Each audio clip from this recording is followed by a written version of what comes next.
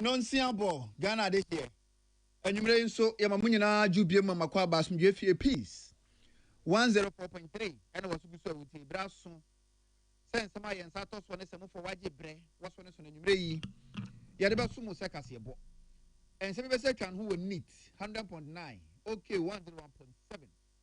Shape House and Crying, Abeka Junction, yes, Mudia free. Ugo Piemu, our Santimantimwa, Yenuanom. Okraka Sebomane Hello FM 101.5. Radio stations in the doors from Ghana and Amonone. When you know Seboma to Apetima, this is what it's in the bench, Yakasiboy, when you're some fast war. Of course, social media platforms are who don't need now, so despite media, you know, Casebono, a trouble was live. And some of you may see the Cosonia de Basumo Sakasebo, Yachimum, you know. A monotia on Yankan soda, and in semi to Jana watching the DTA. Tontina 74, so yasne, say and Sansino Cosona, Yanka Kayo. And you may see me at the Bible so morning, the video continue being say. Ghana man penny will write John Dramani Muhammad Yakon Sem. Akoma Busuan and say when I this year toy, I was here and Apisika Cradia Mom so one some way. Or by what Busuan way ya, 1G, not 1 fanyo.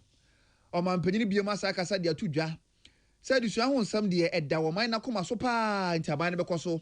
Now what is the car as share in addition? Ghana Forestry Commission and penny for the Cocobo, ma afare, 1 hour qua hayo. Abomofono says Sanya Fibiano no if you was an abosumi could see December busumimo ko ngure makwa pen wure munam ye de tabonato so enti bra ne so a ibegina so ne de kokobama Ghana fo nyina se enko na wankwa nkonya abe amane afi so choba afo no a motom bushmeat no mo so bi kamo we ya kokoba forestry commission pen for e dia tudwa we ayensim bia ebetodwa e wo kasebo so anwumre yi na asem ye todwa na watchmu de ditia anwumre ye be ka aka ye ho.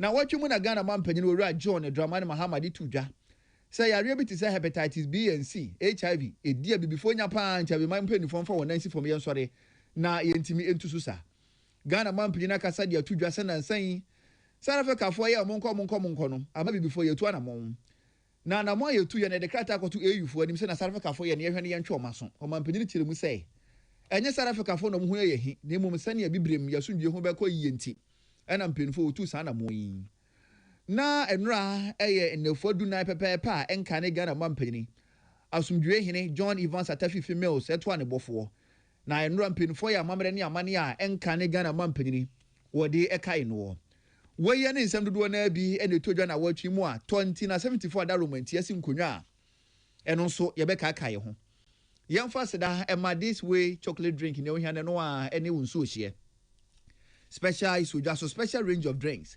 Best point, best assurance you to nchini ho bi. When you na ebo ye chidom na nwumre mo somfo. Sadat Muhammad Masim konwa kasebo me de esomwo afei ensem no nchire mu enie. Na nsan na beto dwa so kopie mu e wo Sahwidwabo so district e wo Western North region. Wo nkuro ba ko efe ne sayera no. Aposifo no obo mpempe e de mabunu esesa ntokwade yantam so ko wi akiri. Nipa be yem yensa de to kasa wo mo ma wo fa mutu ananom e wo nsedo. Na eno na Ghana man panyin owura John Dramani Mahama kasa de ya konsem ama busua wana de hye ato o man panyin tem se ne esie no odi ho ya opopa na obekoso no de hye pagu apono so ne esie wo sayera no ebi enkonkosi biemu e wo my Ghana mu na afisem so afo no anso yemra sebedwane e wo soma de hye wasan wase wo mra sebedwafie urumanyafo Muntaka Muhammad Mubarak agina o man ni nyina di mu a abusua miensa wana de hye toy no bibia no wo 150 Ghana cedis se wonje 150,000 Ghana cedis se wonje na won famwa na wona de hye wato na yie ho ntoto ye ho hyehye no entimi nko yie ye nuanom no ya pa se kwan ya omofa so efiri sebio ne baso wu a de obeye bia wondimi sa fa ne pa namba bio ba ye nim se e wo so ebusa ne tibisie e wo so motimi die yie na ye ina ya hwe dukre no bibia ebekwa akoto enam sa no ze mama se ebusa bensa na o ma hwere o mo adihye no ebusa bia no ye be ma o mo 500 million 50,000 no mo dia ye no se de be ya wo hwe oni obusu ani a na wadihye a o sa nkoboka se wo ye ni yi na ya tutu ye yom yi na ye hwe mu ni wi a de wechire bia no ya sa ade atraso afisem so afo yenu nyamfo Muntaka Muhammad Mubarak ono anso ye mahebedwane a wo soma de hye wasan wase na no si pepepe na pomuden so akwamna Muntaka enso ka sa bie no wode ya akonsoma mabusua wana de hye ato se ne esiye no o man ni nyina no ye di ho yawo kana koma ento ne yam se kane no ena de ka bia enimu a ena de madaroma me ka bi e Ghana ha ewom se eye niema bi se mu nti ena mo soma me won rahye badwafie ti ene ho adwuma aba me nane machi emamu ekwan bia ye fa so a nokre no ebedagi no ye be fa so ama nokre adagi ye ba ye omo pra ye yakosra wo no omo wu ye so omabusuafo yakosra wo no de mebekan eye arechichire asem ya ye wa hai enye den ya obia bewu e wo kwan a obia be fa so awu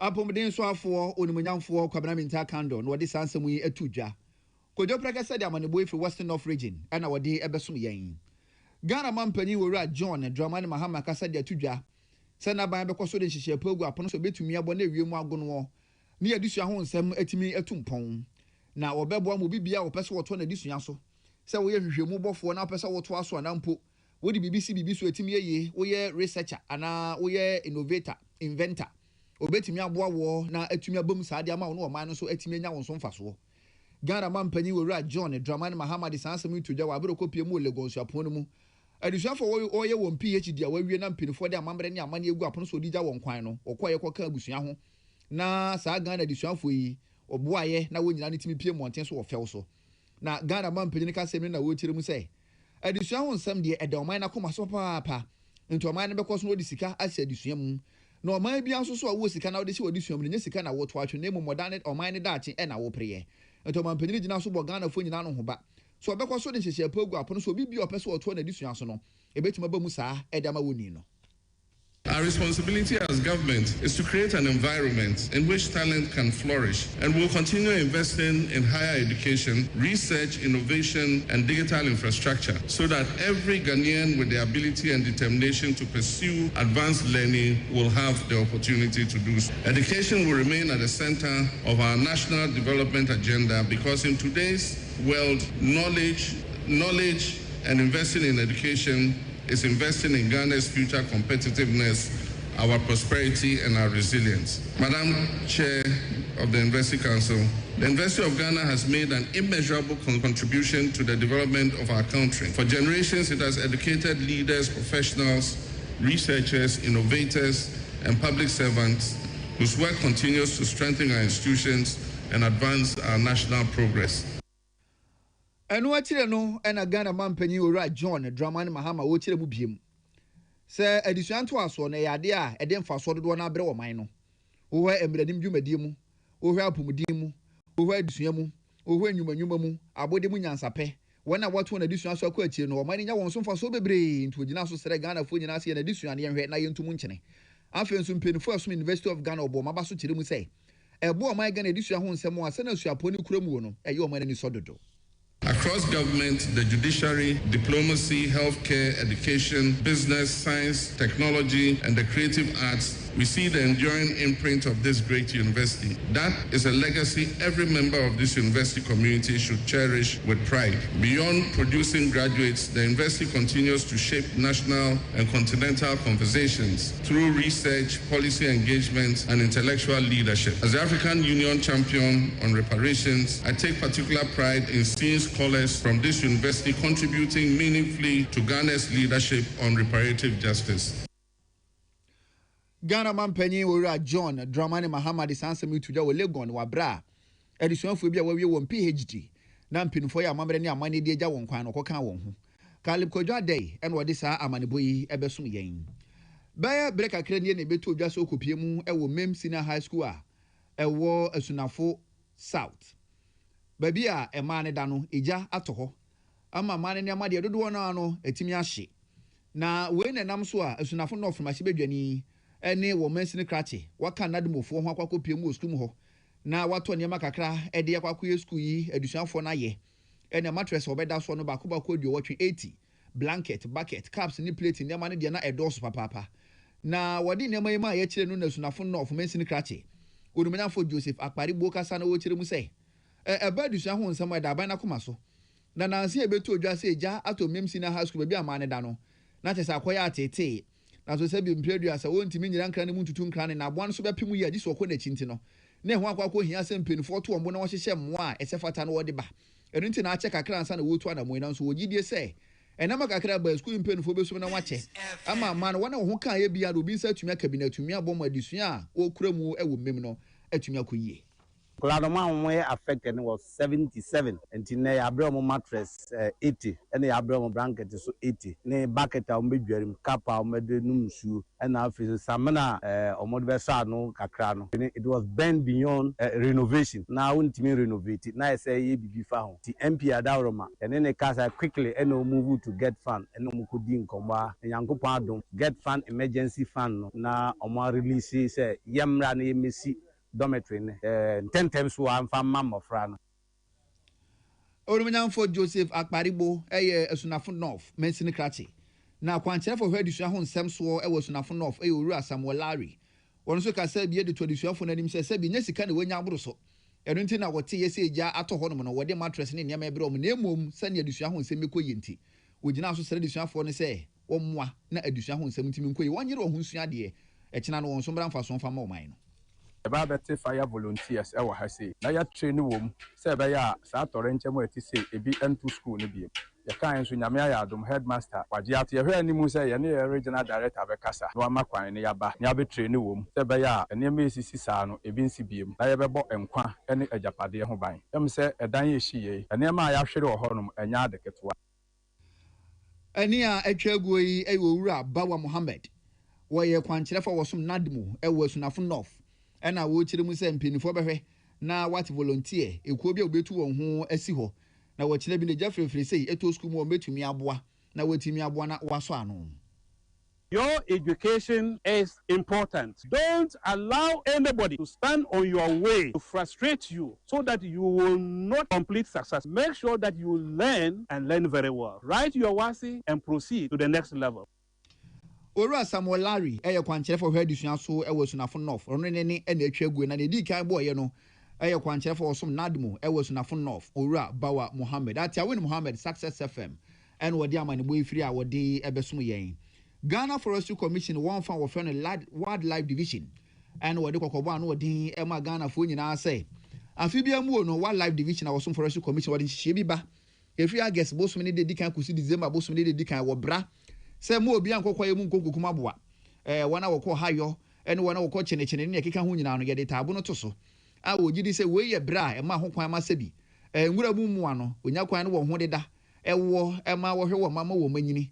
Na enkonko base enumudenti sebi abire an ye beti ho agukuru na sese mo ye kom se kobasa no anhwe a wo kine bi no emo adodo na no mbeyira afiro ma gana manu nti na forestry commission mpanyufo kirim se wo de sa hihye egu apono so na ya bosome nan hihye nti ogina so asere Ghana fo nyina ne titiriw ni wona wo kwa hayo so nsom na wo mfanye adwuma panyina wo som wildlife division wo bono ye maame Melinda Sama ne ka sem na wo kirim se akobasa no aboa ono de eson dan so na wonam na wo hye bia betimi a kire no no kusie na kusie no kura mpo no ansa na wo betimi akonguram so kwakochi kusie na gise unya license permit ansa na wetimi aye ne saa enu ntine mu ahodo nyina ye de taabo na to won so no kusie de wonka ho na ebom so obekọ kusie a bo homoden na eje permit wo sa gina so wona wo ye choba na nguramu na bushmeat na ode ye no se mo so munya hwe na otofo ni ho a otonfo ni ho edinti ye bra wona wokọ enwuram kokum nam se onyan no na mo so so amoto de amuaduano no mo so ye hye mo se mo nsumu nyan ansa enya sa na ye ba na wabo live soup na se bi mpredo se akrantie bi ne kuram pa wanya asem wildlife division yemre a your friend close season a 1st August to 1st December ya sa amenu dura ye makwan ema abofo enko ahayo nkumu mobia ene ema nso a omudi bushmeat ho djuma so esi omo ho kwan apart from abo a friend grass cutter a akrantie ono nko na sa amre no ye makwan ema abofo na bushmeat sellers edididwa na nature ase ne se edu sa amre na hwehwemu a kire se mo ne bebre anyanyam bebre so emma dionchi nti se abofo no ko nwem no mkoku won sa na ama mmoa no ketwa no nso omuntimi en survive nti ye just amre no to hotel be ya mmoa no benya kwan afidi omon ketwa no ama omon nso so ayeden anyi na population no nso agro nti sa time ya making akakakra bi na ye wura mu nti ye fa sa akonya we so e de abofo bushmeat sellers to ba protest de bo omokokọ se sa amre no du a eni kwan se obia ton nwem nam biara ka krantie nko a na enye kusie ya krantie enti sane a enwura mu mu ano nkoye nyanka wɔtwe agya nkana ne maame ne hɔ ne papa ne hɔ nti ɛne yɛde saa taabuni aba maame Melinda Sama sɛ gyina so ɛde kɔkɔbɔ ɛto wɔn a sɛ bi wɔtɔn bush meat nyinaa anim ɛwɔnam kuma so kwan so bɛhwɛ na aboa yi kurakura ɔmo sane de gyina kwan ho wɔsene nyinaa no yɛde taabuna ato so nti wonim na wokɔ sɛ aboa bi dua de kɔgyina kwan ho sɛ wotɔn a yɛkyewa danta wasene ma wɔgyina so srɛyɛ sɛ akranteɛ no wobɛku bia pɛlan sesansa mpo akrante no so wo de beye adwuma e se wo hwɛ se wo license e fe no bushmeat trading license wo be ba beje no wildlife sunyane regional office asoye na wo de aye adwuma sanso na wo ye bofo nso so a won so wo de wo ho e fe wo de hunting license no so wo be ba beje ansa na won so wo nya akonya se otimi akowuram akwakoku akrante nko a ewuram no nso mesesi so enye se ye forest reserve ana se die si dan a ya be na wakowura protected area na mom no akonya na ye de ma wo se off reserve na wo tu ni say utimi de wutuo ekoho na utimi kum akrante enko a wo samre no na enu akire no na maame wo sade apisu say ye ka se pe license ansa na wo kun akrante no na enye se we akrante killing license pe na emom wo ye bobofo kura mpo wo hia license ansa na wo ye adwuma ena enye sa close season we nko a ena be hia license wo adwuma wo ye no hia tumi krata eni nto obesere say saa bre yi ene period ye chi no bo homode na wo nsan ka license afi nso wo sa gina so biem edi tudwa se obi bia mo no homodin na enchichi wonkonko busuo esan so busuo amara wo ho empinfo de betwe waso license na America no ehun asem no ye je no afibia ye renew enti wo ba outside the close season no ye bisa locality and location baby a wo operate off reserve a wo operate wom na wan kasa wa maye mo ani dodo a na say mo ahodo a wo ho na ya hweso e bia ma numbers no enti license no e kire mo mpo dodo wo se wukum within sa afe no ane na ya hwe no nso so de ehun sika agye aban aye krata a mo ani bia buo ewemu ne wo se ye je enti ba ye de kire afi ya hwe na de calculate am nti license no de eye mu bia enye close season no nko a eni a etwagu yi eye maame Melinda Sama o ye senior manager regional office wildlife division e wo bono mantemu woni ajawusu berema doma FM doma hinku na twetwe nkoma a sansem wodi etudwa ye begina ajawusu ama ne boyi so ne ahomeka sebo no sada roma mo de yentena ye ba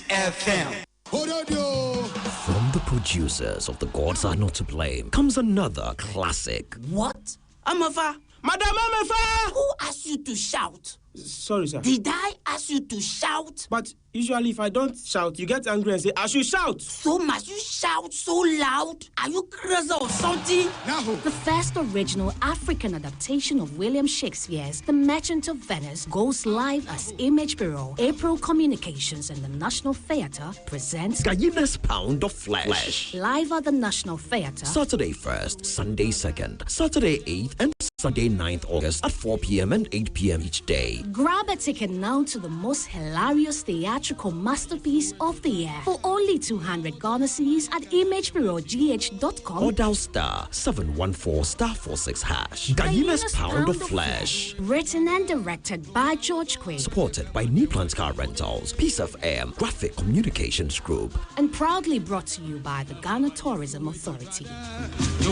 Peace FM. Tune it in, turn it up, Peace FM, and rip off the knob. Ghana this year, fine do sway, and ya to the 2074 Ghana this week. And send me a to Ghana watch me the DTS in the so, Naya Kaya home, 2074 at Daroma. Now, 20 I know me boost any pedrini here. And winty, oh, Yarianumbi, Yaria Winnie, and a big Johnny, upon the mapa, once I can be.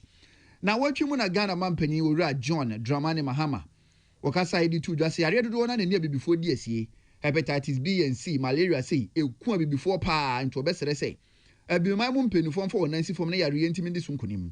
Na wo se won hye bi hwe ne mu se hwie be 2030 de HIV AIDS e betima pam no e de afra bibrim. Hepatitis B or C, most of them undiagnosed. Neglected tropical diseases still blind, disfigure, and stigmatize our people. And if you're observant, you'll notice that most accounts of the global infectious disease burden present a uniquely depressing African perspective.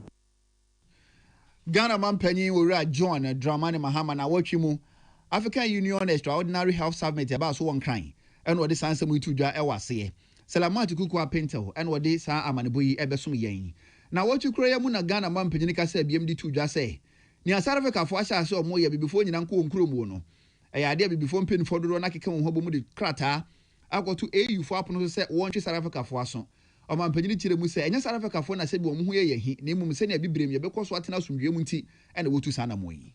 When something like this happens, it sets all of us back.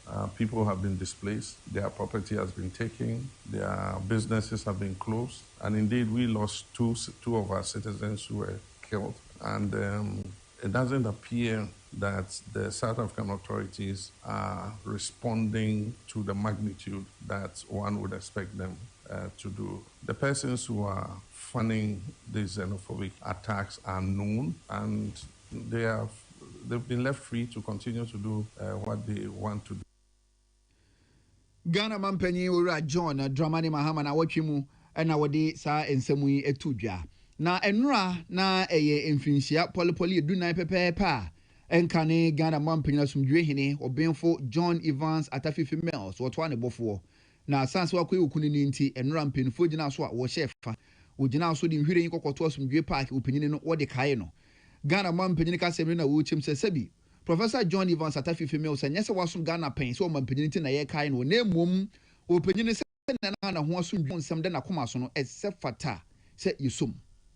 Most after his departure, it's not merely the memory of a president, but the memory of a man, gentle soul, whose character was his greatest strength. Some leaders command attention by force of their personalities. President Mills commanded respect by the strength of his character and his values. He believed that kindness was not a weakness, and that humility was not timidity, and that decency was not incompatible with effective leadership.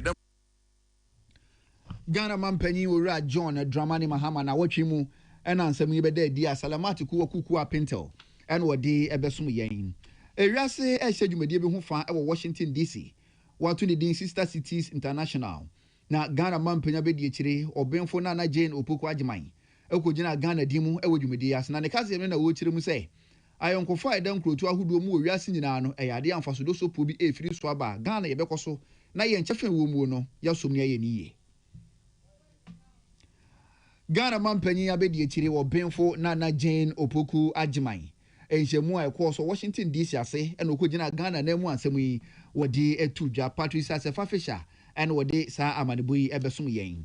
Na wachukura ya mu no Ghana Mampany abedi ekire obenfo na Jane Opoku Agiman kusi Ghana na mu ewo Maryland abruchimemu ni Ghana fo wo ho edi nkomo. Na ne kasemre na wo kire mu say Ghana fo wo fi bebo ho modern aban so bo no ho modern na emom se Ghana chechiye no ebedu mpempen so ebesu ye nyina ye ni a Ghana fo amono ne wonso mu bi.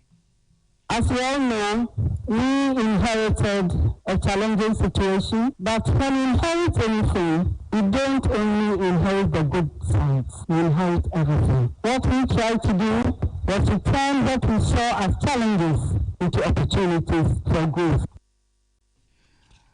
Ghana Mampany abedi ekire obenfo na Jane Opoku Agiman Maryland abruchimemu no de sansemu tuja wa bra oni Ghana fo edi ehia Patricia Sefafisha na manibo enie na watwumi ne betu odwa setitinani a wosom wosona banyuko NPP ewo asantemantem Bernard Entwibosi akowura dodo na asanemra ne chama wuntumi ne nsem kokopie mu Accra High Court ma court hyeye se infinhia pole aduanan yemfanto ne tiri so a onkonkotwa ewo deduafie na PM wotina dwam Justice Audrey Kokuvi te na wose gina so e de 10,000 penalty unit esan etu ni tiri so atansansia no na chese bi wo ho no mo okodam ebi so ho no mo a esika wo so wutua e de ma wo man no na wa bra temu ni ba ye kire na mranim no wotwitwa e de ade owura Bernard Entwibosi akemu ba ko ene lawyer Enokwafo akwa wo di Peace FM di nkomo na wo di nsem sei etudwa. Who would have wished the client ebe 20 years? Somebody who is unknown to the law. He has never had a previous conviction. Yemfa into muda onjina court da yembo ni kwedu da. And the law is right. Say obi a yembo ni kwedu da onkomre ni da yen convict ni da no. Say e bampo say court no hwetwi susu yemu no. Say odifo a at least the court becomes so lenient or good in same emano said the beya nipa ne be reform it now share said the court ni no I don't know ni nyina kire say near ye ka say ye bo enyo enema ne bi so no impempren no on the face of it no said the one kasa within ka sentence it's one of them and na nema e course no be brio hall so a ye nya edi case na chi ye di case na chi na ya ye case na be do something ye nyina so no ye nim de e lawyer Enokafo Akwa emranimfo na wotwitwa edaje owura Bernard Ntwebosi akono waka ho bi atembo na chire no ene wone Philip Atanga twetwe nkomo na wodi saa ensemu yi etudwa na enka na emranim ni edema owura Bernard Ntwebosi akocha ma wontumi eye lawyer wo hini jan atembo na chire no ono so ne na ya okese de cardinal twetwe nkomo na wotirim se atembo abai de omode enya ade na ye omonwanwa esanse no horepatetekra mu ohuni se bibisi na ebisi obeka ya yesase embassy bra ye submission of no case answer ye won appeal IBC and the way court of appeal enya kwanyampo NTA appeal na by the court of appeal level submission of no case no na case no chinchina what you can show so ye case na hard in kaka I will share charges and so I therefore say my own to me any contamination na ya je case na charges we and one dance in the so sao lawyer Wahini Jan enkane no yemranim ni edema owura Bernard Ntwebosi akocha ma wontumi ena na wotwe mu de cardinal na ya okese twetwe nkomo na wono so edi saa ensemu yi etudwa na boafro sonko edema Bernard Ntwebosi akon ene Dr. Pagrave Boache Dankwa woni ka kire Kofi Badu twetwe nkomo wo Ghana muntie dwumadi akoso NIT FM so na wotire mu sei wa bra atemu ni baaye na bibia da edi se chama wontumi onkofie biem ne mo konsa wom no asemo a chama wontumi ka kire no ene sei oni MPP for munye dwumaden na party ni Samra Power na bra Pagrave wotwetwe nkomo na chese atuni ni so okate me say member modern na yema party no into me bra back to power ye kan ya convict na ye be no sana na mudene koy and asema okate me an say obey okay offer me my younger brother I'll be okay me ni ne ko na eba ye court na ya san ye piaba ye court na ya san ye piaba na ma court na me nko me pie amini anka me ho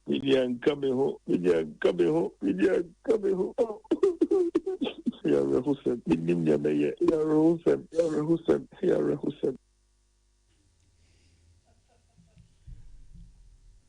Dr. Pagrave Boache Dankwa oye boafo de ma Bernard Ntwebosi akocha ma wontumi ena ode sanse mutudwa wo Ghana muntie dwumadi akoso NIT FM so wabra na woni ka kire Kofi Badu etwetwe nkomo na wotwe emu na sanse mkro ya ho no private legal practitioner lawyer Kwame Adofo so kasa ye kire mu semfinhia duo no ya hye se chama wontumi wonkotwa e wafiaso no emu obi nkogene ba bi nkase ye ne galamse ekon ye disi nkunim dabi I'm teaching for no. Yepa, the galamse for the actual sumo. Yepa, can I see be? Or says woman, but ye, is a whole lot. I mean, kind judgment. Galamse would be a judgment in the eye, teacher. Okoji, Abaya, that's what I got. So to a good year, and family will be a unqua, maybe was what the Bema will be a this minister home and more approver. Yes, sir, why no? Offense. And yes, I won't have a galamse. Now, a Hannah, some society, and say, what you are comedy at GT would do, Henry Korea. And the Henry knows the head in a cat deal. Private legal practitioner, lawyer Kwame Adofo, na wotwe mu no no so. All this answer mu to do NIT FM so Ghana muntie dwumadi akoso anopa bia wa bra na Kofi Badu eti adwam. Na temo ye che ne dom kuma wo mra sebe de fie so France FM. Onumunyamfo Patricia Pieje ya wo som ade hye wa sokwa. Ogina wona na mu kasai ne kasem na wo kire mu sei. Sansem we wo ho. Mranimfo no mutwitwa de ade chama wontumi ka kire PM wotina adwam sei. Amamra no ne fa bi omo wo ha wo ho. Entinka PM ne ma ho kwan. No fa nko PM court to Batan Supreme Court na enchiremu mra enchiremu na chire no obetimi na temu aba. Judge wotina adwam ampene enti omo hu ni sei genesi e ba ye amonyesem kakra ta chire. Akan Mining was incorporated in 2010. Its lease was granted in 2021. The conduct alleged came later still. There was no obligation yet in existence for the company to dodge. What the court found was untidy governance. not fraud and untidy governance is no license to erase a company's legal existence. Mame Patricia PJ Ayodum Kuma Bano Denia Bedi, or no answer, Suma de Sia was quite similar Sibani, with Nadum Kumani Dimu friends and telephone Shamuna, watching Muna, what this answer we a tuja. Emmanuel Aquali, and William Gentu, and our Boabwa Sa Amanibui Anno. Na chama wuntu mi sanse mi nam soma wo sona manyoko NPP so friends and telephone shemu chochoro for the mama nyoko no right Justin frempon kodua gina wona na mu kasai ne kase na wo kire mu se gina esi akoto dia betu dwa no enya tentene na ye adwuma enye mra na ye adwuma ya amonyo sempa ene ko so sa no asama eda court na nim ene court ni boye no ne tentene ni ne tetia ene se obia ni wo our prosecution attorney general office etimi ka asem emane to asum se chema wuntumi se bi no ni nkrata se bi gold ya sasis eno enya ade a court no edi achinie chochoro for was some was na manyoko NPP Justin Frempon kodua ena na watwi mu gina was na manyoko NPP dimu na sansem wode etudwa Pius Bejo Bansen ene dia manebu ibesom yen na sansem kro ya hono nam soma na watwi mu na na ma notufo ene lawyer Martin Pebu adwetwe nkomo ena lawyer ekire mu se gina esi aba no ama wa hu ni se Ghana ye mera nim dwumadie justice system no eguso ye dwuma pa where the Mrano and the ye krum ha hwan no nim se chema wutni oye galamsey bi a kolai ni nju ko case we mu na nsam ya be se mi ensape eni se ni edi kan ono chema odin onanka sa ne pe e de asase ne ma obi foforo onko esi asase no ba nipa no no de ma no Henry Okum no kunni aban krata oni aban tumi so be sa adwuma no nti e ho na wuntumi agu Mrano so chema wuntumi wa ma Henry Okum ana dama se onfanye se adwuma no onsie asase ne keke anko ma Henry ne sika se onfansie si asase na ba wotumi nkire se o ma ne sompwa ana dama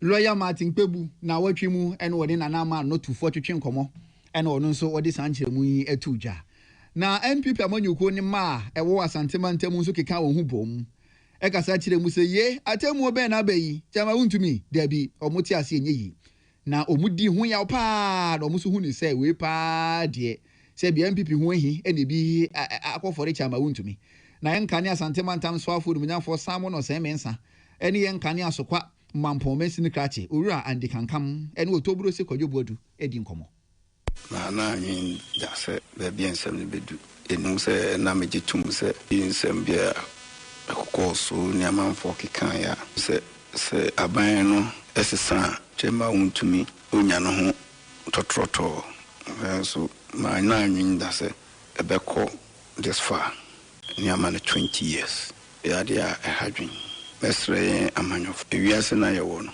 kurukuru awo okwa obesan behia party bi abefa bia no kwa obesan abehia be de mesre me party fu nyina ne se nyina pintin na yempe anamo. Very sad for us. Say Abanisa. Say all of a sudden our brand was Israel. Is it in the political ladder now? All of a sudden it seems that activity no ya cut everything short about his political career. And shada good news for anybody who is in politics. Enkane asantema ntamne so afu no nyamfo Simon Osemensa woni enkane asokore mampomensi ne krachi ura andi kankam ena wonso woni atwagwe otoburosie kwadwobodu na manebo enie enano ya woda ena fotosanfo Dr. Kaisel atoba force nkopie mu o my Ghana mrachi badwafi afempa mu akohumasika woda ne die ma Ghana fo nyina hunu bie na opanyini ka sem na wo chem sa abane de abefo nhihye bi egu apono so akwan ya faso na yeji value added tax 20 afen VAT no ebetima kwa animu pa na wonim se dwumadie no sane esi kɔ no Africa kraka yebetima abobo be 2.3 billion Ghana cedis ano edamo man no. Mr. Speaker, the second key transformational policy reform was the modernization of Ghana's tax regime. The objective was very clear. First, to restore investor confidence. Second, to revive private enterprises. Third, to provide a relief to households and businesses, and also to increase domestic revenue through better policy, stronger compliance, and more efficient administration, not through higher tax reforms.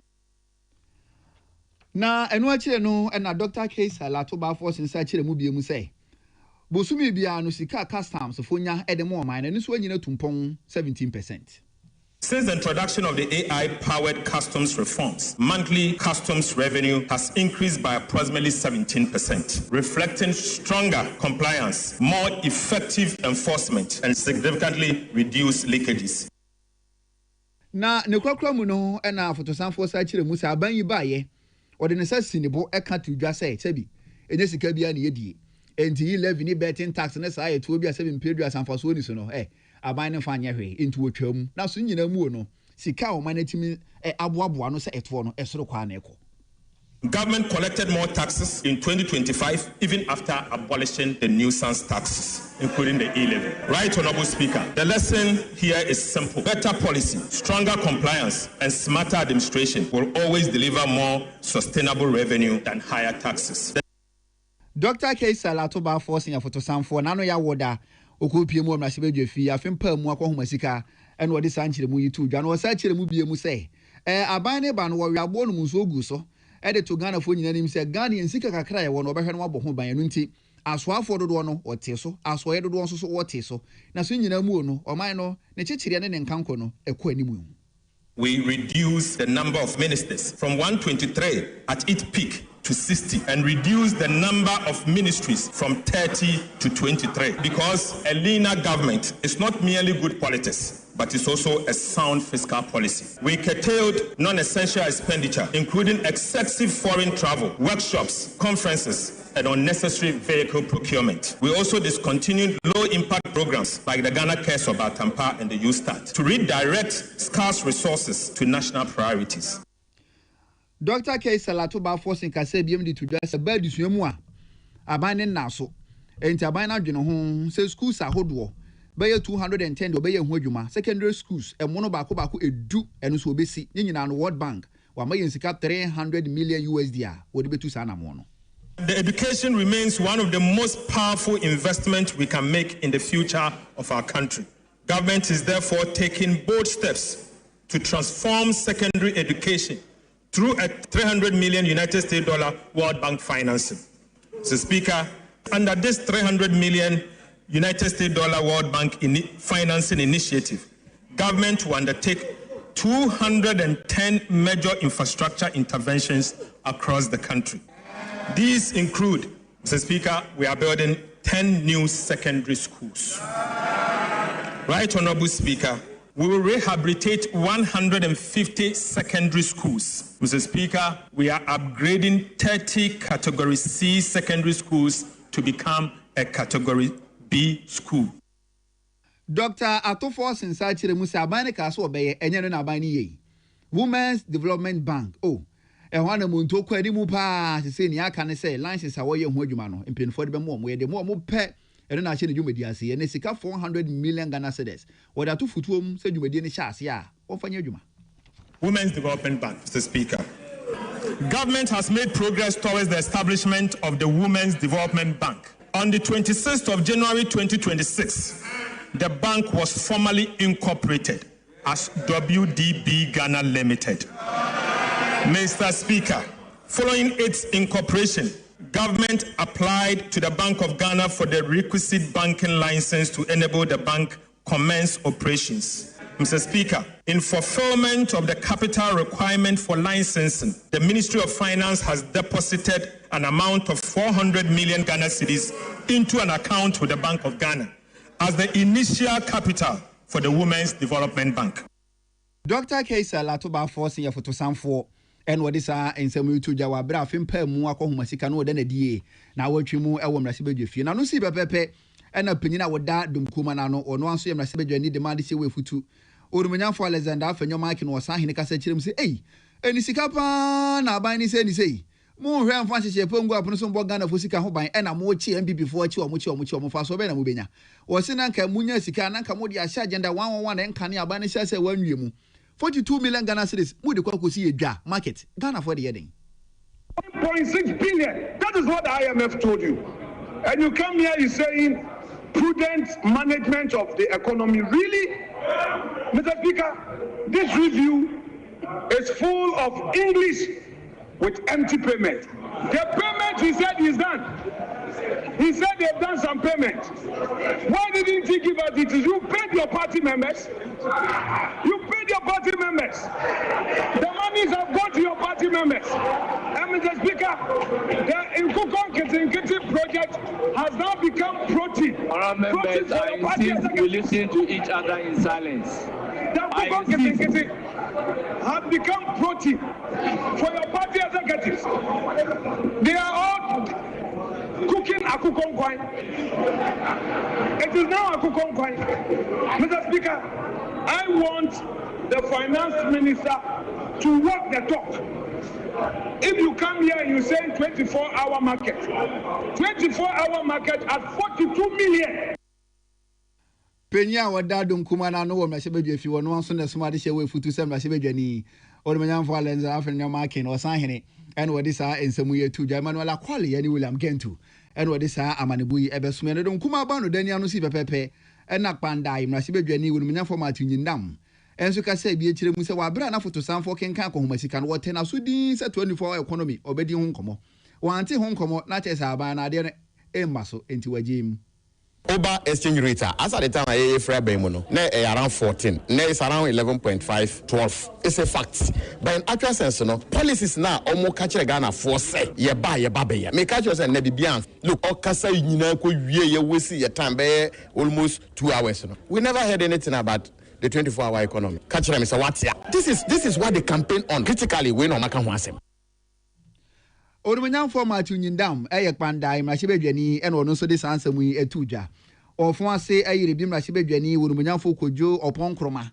enso ka se bi ekire mu se sika na kakra na ye wo no odomanyam fo na kenkama Ghana fo nyina hunu se se ye sika sem yi no enye sika sem ne na ye na emum sika no ondi o ye de diamant fo ka wo se echi ye se da ko yi sika ne de tuatua wonka aban ne pese obetu enti sika ne gugu ho ene ya chwogu krata asoma ya kono na so wochina no ye se ye dan ye kanti kotu asafo ni nyina aka Ghana fo behunu se ye nika pre eda baby.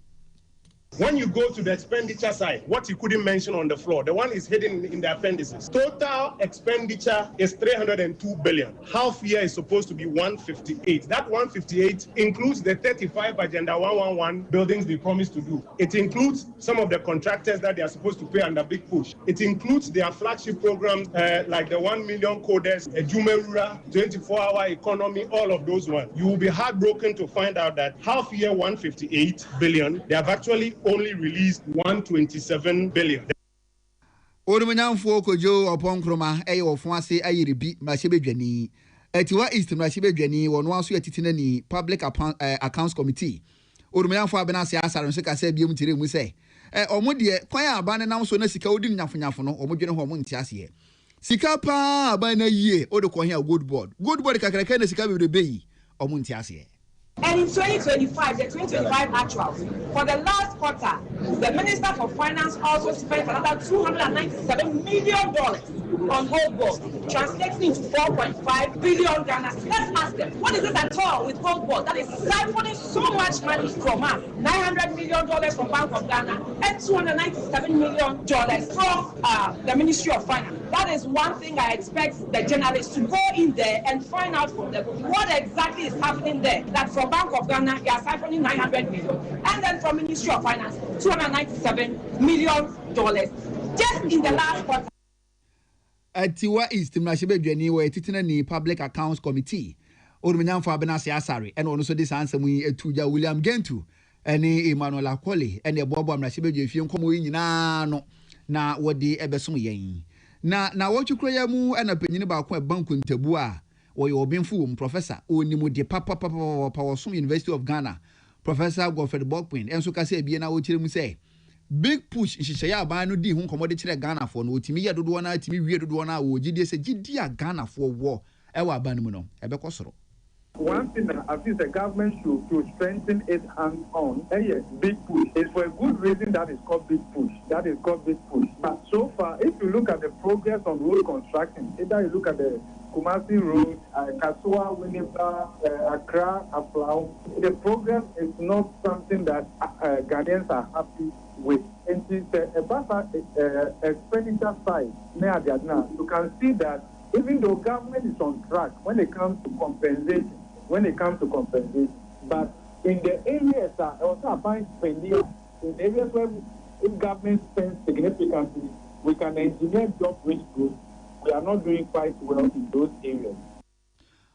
Professor Godfrey Bopin, the bank kuntabua wa yobin fu mu ni mu de papa na watwi mu ene woni na ama ano 242 nkomo Peace FM so a odi sa enchiremu yi etudwa na nkomo ekoso ma shebedwa fie nam so ma Dr. Stephen Amo adodo wasane mrane stika enhye so ma shebedwa ni so chiremu se aban so akwaji sika $300 million e dey free World Bank enchende be wura ye disuam o se aban ne nwene Ghana for ho esan se kobasa no a Nanti se eka ye burogu hodi eje nchirima no esoro kwa na ekwo de wo hunu se nchirima ba obebre.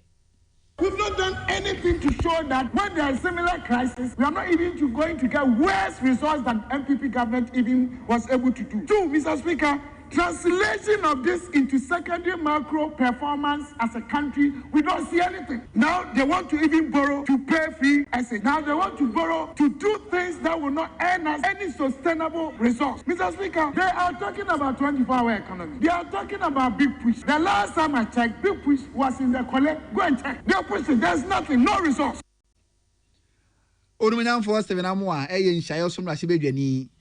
Ena ne atwagwe onumenyamfo kodwo opon kroma saka se biem kire mu se ena Ghana city na hoadia bam wo nhia rocket scientist ansa na waba be kire Ghana fo nyina hunu bi na so nya ba ma ba ne konkwaje fancy se o mu na yebibi enya ba ne na yebibi.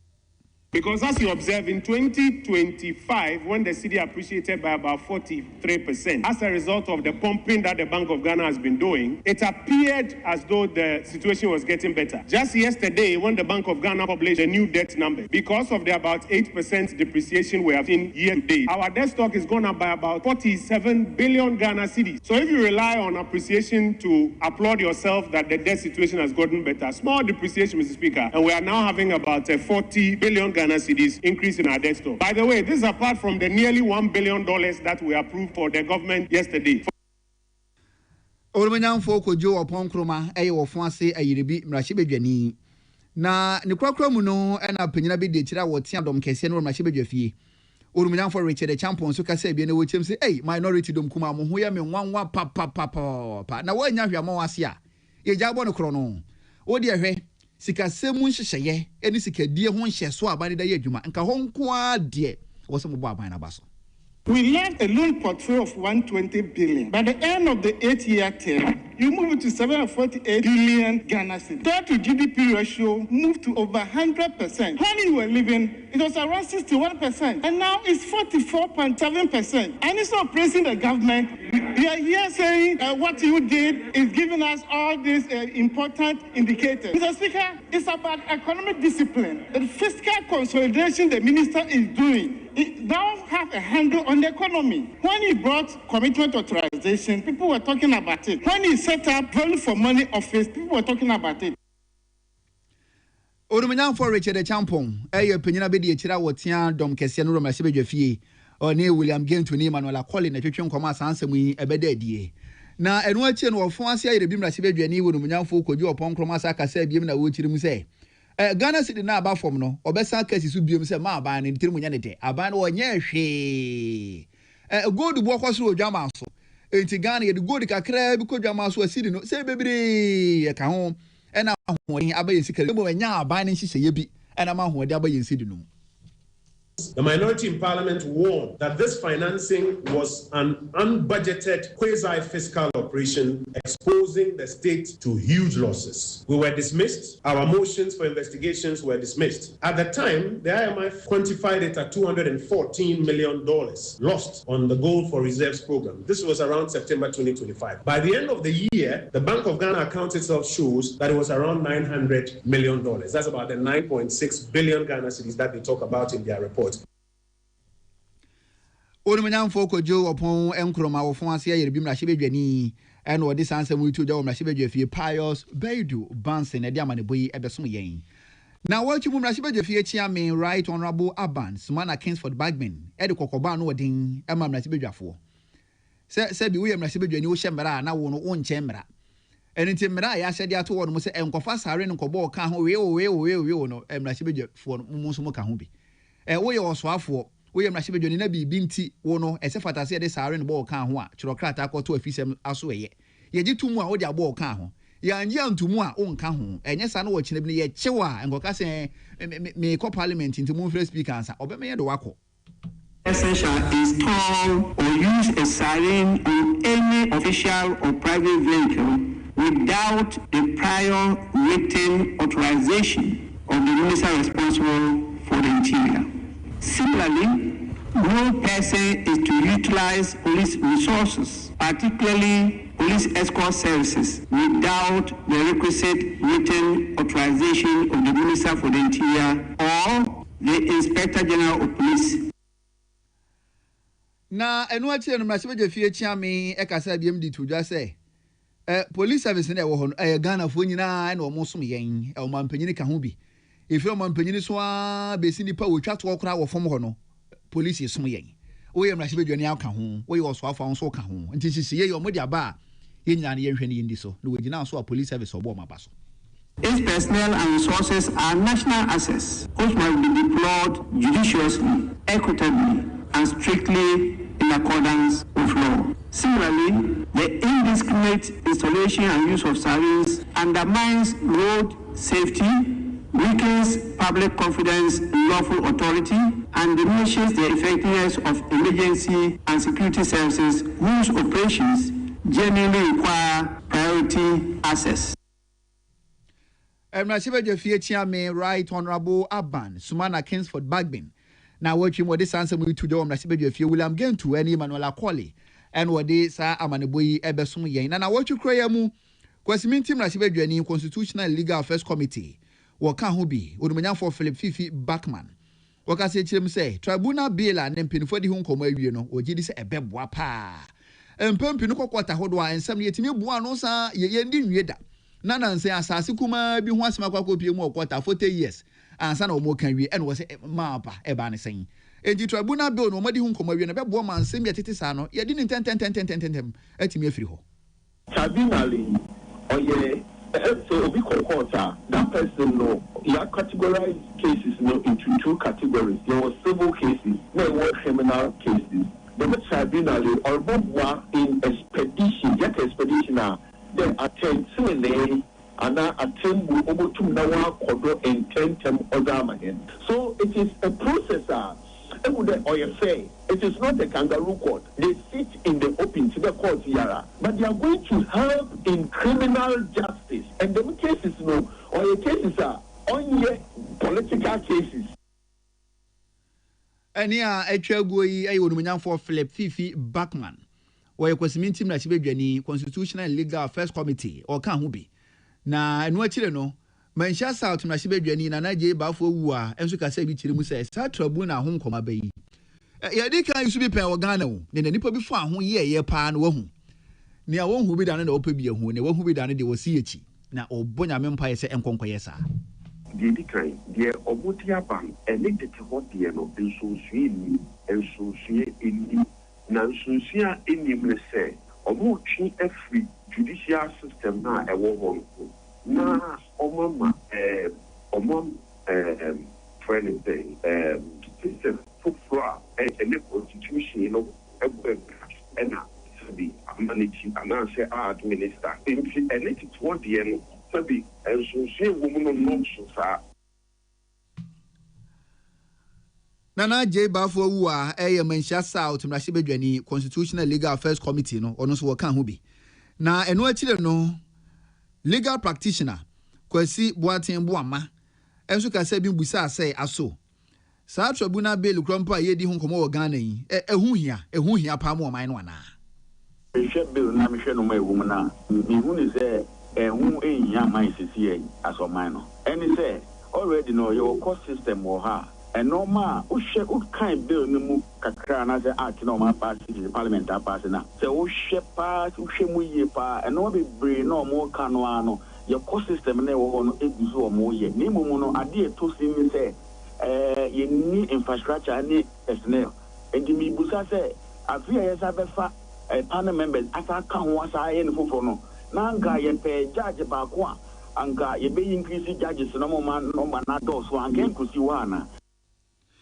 lawyer Kwesi Boateng Boama and one also this answer mu to jana watchimu and ankomodie course wabra nana yakunadu na one adihie ekasa na watchimu ne beto dwa say aban ada ekobie dia wondin and flood mitigation task force na se ansubra ne tiguye ne twifo amanfo so yi sa task force yi ba behwe na wona wadi woni abo ho asafo hene ha ye nsuo kwan eno akosi ne dan de asi ha de gata so no wadi ne store asi obi anfo obi ho ha ya ban asase pinedo na asase o maji aboso yesi sa task force yi omadwuma krompo ahase se ne odan no sensi ye nko a de a utwu tane betene ye pe odan ye beka gufom na nipa ya ka omabomu na ye do o mate sa task force o mo be ye adwuma yi deputy chief of staff Ura Standogbe o kan ho be Minister of Works and Housing, Urumanyamfo Kenneth J. Kanhubi. Coordinator of Works, Brigadier General Foster Wakayebo Kanhubi. Deputy Chief of Staff, Army Headquarters, Major General Anna Glover Kanhubi. Commander, Engineer Brigade, Brigadier General Richard Kenny Enso Kanhubi. Inti asra for those whom, and to say Yabana Baya Kakaben Samne Memasembia, Wachibe Kasapa, who say yes, Emra Womaimo. Now, Brigadier General Foster Wakayebo, any central food in common. Some investigate future floods. So as a result, we did some reconnaissance and identified areas where people had built in waterways. And this is one such area. This is the Tessa Dam area. So we are demolishing structures in this dam area, opening up place for some dredging works carried out. And then from here we'll move to other places where such an action needs to be taken. The problem is that because people have filled this place, channel is narrow. So Enia Echegwe yi Brigadier General Foster we coordinator flood mitigation task force kuno na ne kwakwa mu no osoafo a oda asoya ehwenwuma adansie ni nsuwansuwa ano Urumanyamfo Kenneth Gobere Jensu kase bi etire mu se we se no kowie a enka honom a obekoso na woda ye bra no adwuma wa hwe ahunu se gates ahodo mu beti na aban asase ahode de bebo ho ban no wo kire bi nsu koto se ya ankofo hawa amma.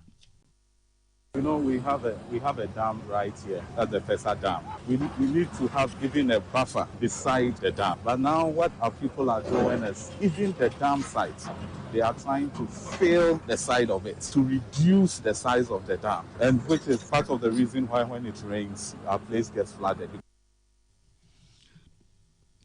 Urumanyamfo Kenneth Gilbert Ejeyi osoafo de nwuma dansie ni nsuwansuwa so ya no.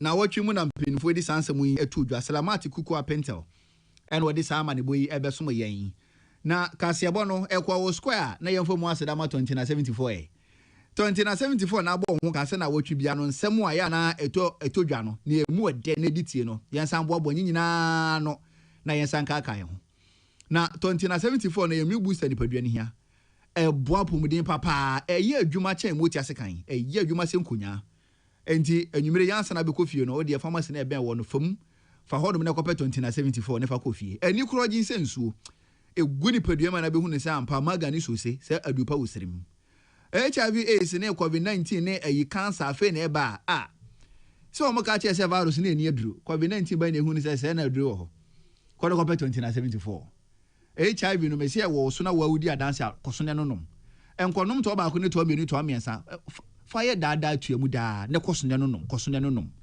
na obehu ni se yade ni bedwane de firi ni padua no mu amanfo di ho adanse ye pa entinya na wodi kan obedi ho adanse ye ye bo ho de wuro di akere se na won so beti ne nka na won so akwakope bie enti kokora me are no cancer afi na efefe ba kodokopɛ 2074 na eguni padua ma behu ni se yes se adu pa bi osirim eboa rough na won so wakara wana infections abam ewa wabo aduro bia wanum bi hospitals ahodo ya run lab run scan ni ade is wonko asthma eni udiesi a wonso pe 2074 ni bi nanom ebeboa wo pa aya na wo boso ho kire wo boso hini usa pe 2074 ni bi nanom yare awunim na no 20 ase na eniema ahodo 20 ye no se yesi ebedi hu nkoma a ye nsore ne aya na nipa bi wo hono mu akuro timi beda won ho eni tete kura no mkura ne ka se wo aya na ya no mo de omo na twitwa na mo na so ne ade ntina kuro ntimi mu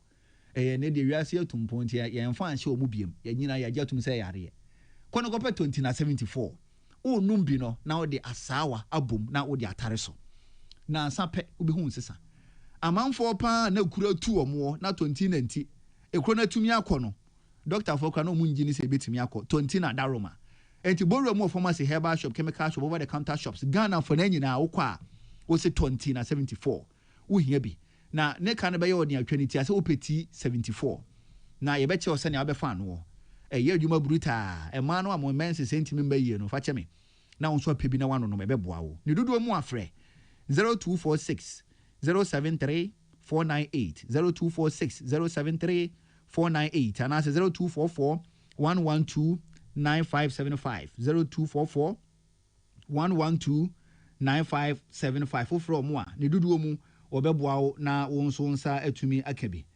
Sadat Mohammed ena nwumire me beso mo Patricia Sefa Fisher ena Clinton akwasi amwa compida square wonyina no ebebo ye chidom owura Emmanuel Adupoku we are head of direct and export ewo Guinness Ghana Breweries ene ewa woda enima do se yemfa woda payi ema na yemfa nto wanim se nyankopon hira na wonto nkwam na nyini fira adum kopie mu wadum wakoma so ade nyina na embre mu fama owura Emmanuel Adupoku head of direct and export Guinness Ghana Breweries enima do se yema sa awoda pa eni sa etirim kwan Oscar Nkoma Oscar Park National Petrol second hand clothing dealers association and special good evening enko enfama wo obi bia wo chepi se fama nwumire won so encha sonko ye de ma wo kasebo na sise ne kwan mu atene DJ young boy betena se na weekend party mix wo de asomo ye mamomo enitie peace